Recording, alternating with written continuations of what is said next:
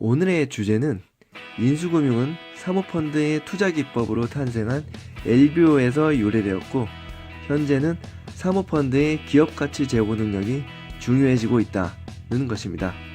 1970년대 후반에 미국의 KKR이라는 사모펀드가 그 정크본드 시장 성장에 따라서 차입 조달 여건이 확대되자 그 기회를 살려가지고 바이아웃 펀드를 설립하고 최초의 LBO 거래를 성사시키게 된 거죠. 자, 이 LBO라는 것은 그 피인수 기업의 기업 가치를 바탕으로 차입금을 최대한 조달해서 기업을 인수하는 기법입니다. 이것을 LBO, 즉 레버리지 바이아웃이라고 합니다. 이 LBO에 필요한 자금 조달이 바로 이 인수금융의 시초가 되는 것이죠. 이 사모펀드의 투자 방식이 되는 것이 과거의 이 비상장 주식, 프라이빗 이퀴티라고 하는데요.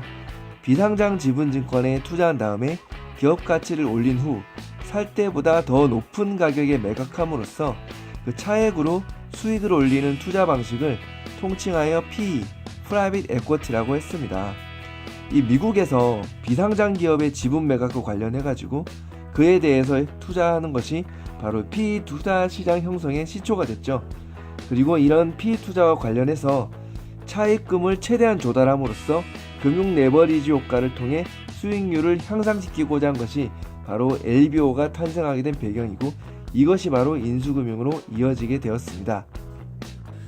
그런데 이런 LBO 형태의 인수금융이 국내 인수금융과 완전히 동일한 것은 아닙니다.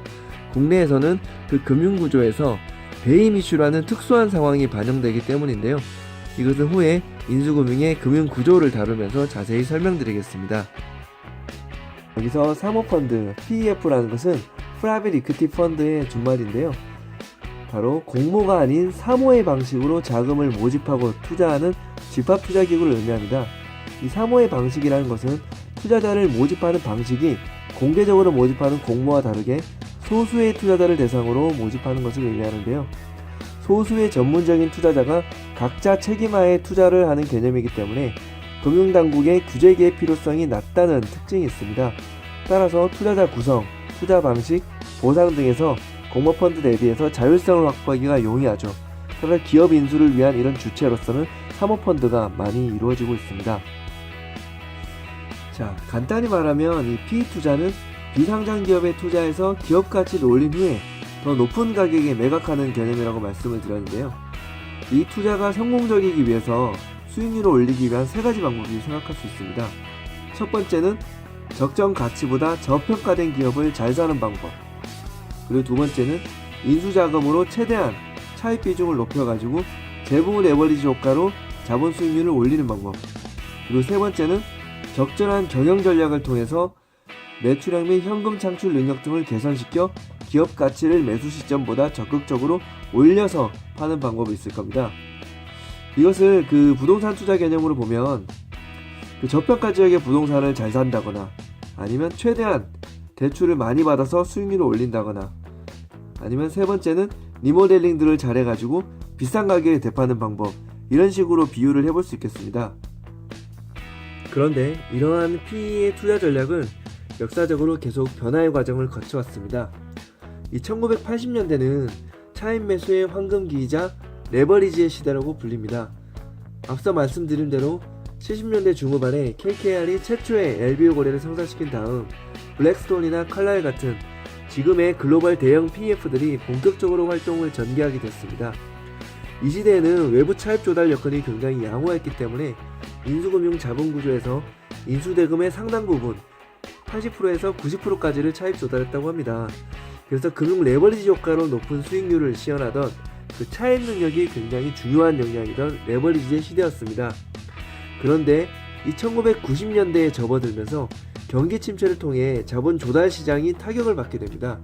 그 결과로 차입 조달 여건이 약화되고 PE 투자 전략에서도 레버리지 전략보다는 투자 전략에서 시장에서 저평가된 기업을 잘 찾아내는 저가 매수의 전략이 각광받던 시대가 됩니다. 그래서 이 시대를 저가 매수 시대의 시대라고 부릅니다. 그런데 이 시기는 또한 인수금융의 정착기이기도 했습니다. 1990년대 후반부터 미국 PE 시장의 경쟁이 심화되면서 투자 포트폴리오를 찾기 위해 유럽 등 외부 시장으로서의 외연 확대가 이루어지게 된 겁니다. 그리고 차입 여건이 악화되면서 인수금융의 자본 구조가 차입금 조달 비중이 50% 이내로 감소하게 돼서 현재 인수금융의 자본 구조 형태로 안정화가 된 겁니다. 1990년대 이후부터 2000년도 초반까지는 IT 기술이 굉장히 발달하는 시기입니다. IT 버블이 있던 시기도 했고요. 그리고 이런 PE 투자에서 벤처 캐피탈 투자가 활성화된 것도 주요한 특징이 되었습니다. 자, 그리고 2000년대 이후부터는 사모펀드가 적극적인 경영 전략으로 기업 가치를 제고하는 전략적 투자의 개념이 뚜렷해지고 있습니다. 단순히 차입을 많이 일으킨다거나 시장에서 저평가된 기업을 잘 찾는다거나 어떠한 재무적 투자자로서 자금을 투자하는 것을 넘어서서 전략적 역량을 통해 경영권을 적극적으로 행사함으로써 기업의 본질적 가치를 증대시킴으로써 투자 수익을 창출하는 전략적 투자자로서의 성격이 더해지고 있는 것입니다. 그래서 이 시기를 가치 제고의 시대라고 하는데요. 이것은 인수금융을 취급하는 금융회사 입장에서 굉장히 중요합니다. 즉, 기업 가치를 담보로 하는 인수금융에서 담보에 해당하는 기업 가치를 잘 관리할 수 있는 사모펀드 PEF의 역량이 매우 중요하다는 것을 의미하죠. 따라서 인수금융을 대주로서 취급하는 금융회사가 사모펀드의 기업가치 제고 역량을 잘 살펴봐야 되는 이유가 됩니다. 여기서 주로 살펴보는 항목들이 바로 사모펀드의 투자 이력, 트랙 레코드와 투자 인력, 그리고 구성, 포트폴리오 규모 등이 주요한 검토 요소가 되게 되죠.